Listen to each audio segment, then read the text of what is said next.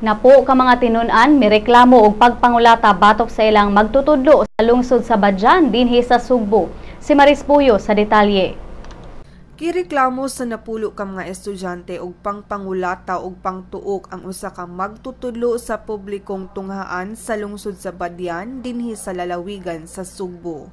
Giingon ang unang insidente na hitabo niadtong Nobyembre 26 din unom ka mga tinun-an gipangbunalan og electrical wire. Nausban ang maong panghitabo pagkaugma apit sa 27 diin usa ka grade 5 student ang gituok sa maong magtutudlo. Nasayran na lang ang maong insidente human adunay naka-report sa Cebu Provincial Government. 5 ka ginikanan sa mga bata ang mosangat gid og kaso batok sa kalampasan sa Republic Act 7610, Special Protection of Children Against Abuse, Exploitation, and Discrimination Act. Niining pagbalita, wala pa muhatag sa iyang habig ang gireklamong magtutudlo. Maris Puyo para sa Sunstar, Pilipinas.